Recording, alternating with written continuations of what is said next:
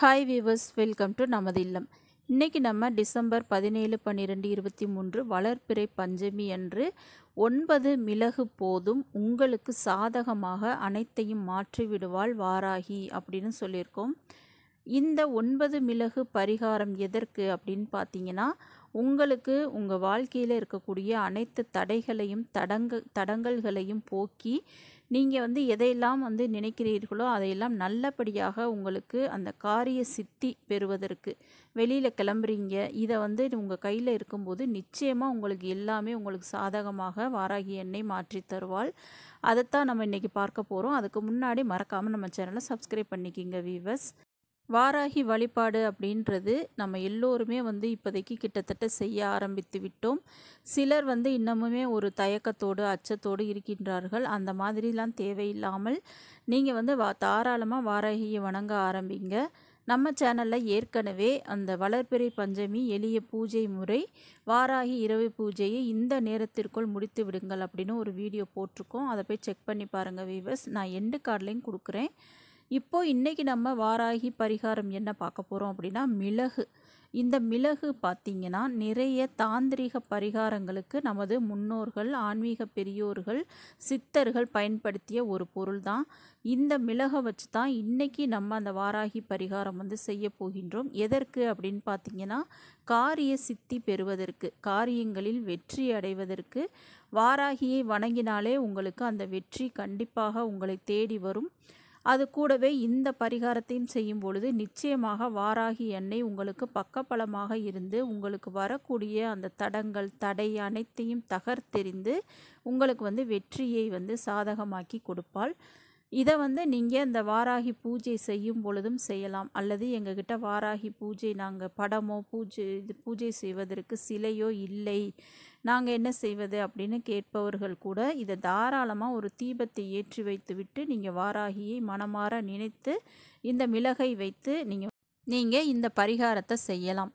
இதற்கு பார்த்திங்கன்னா ஒரு 9 இந்த கரு மிளகு நம்மளுக்கு தேவைப்படும். இந்த 9 மிளகும் ஒரு சிகப்பு காட்டன் துணி சின்னதாக இருந்தால் போதும்.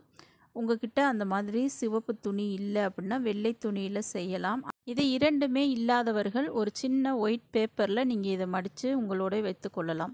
இப்போ இந்த பரிகாரத்தை எப்படி செய்கிறது அப்படின்றத பார்க்கலாம். இந்த பஞ்சமி அன்னைக்கு ஞாயிற்றுக்கிழமை முழுவதுமே பஞ்சமி தான். அதாவது இரவு 8:50 வரைக்கும் பஞ்சமி திதி இருக்கின்றது. நீங்கள் அதனால் ஞாயிற்றுக்கிழமை அந்த 8:45 இந்த பரிகாரத்தை நீங்கள் செய்து விடுங்கள்.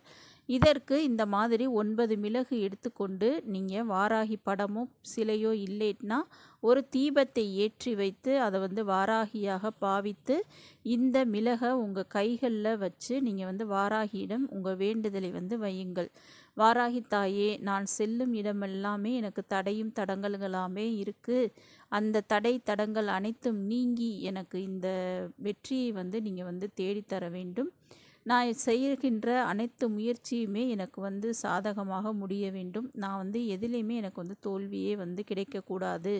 ஒரு வேலைக்கு போனாலும் அது வெற்றியடையணும். ஒரு பணப்பிரச்சனை, சொத்து பிரச்சனை, வழக்கு பிரச்சனை, எதற்கு நான் சென்றாலும் அது எனக்கு சாதகமாக முடிய வேண்டும் அப்படின்னு வேண்டிக் கொண்டு அது இந்த மிளகு ரூபத்தில் உங்களுக்கு வாராகி எண்ணெயே உங்களுடன் இருப்பதற்கு சமம் இந்த பரிகாரம்.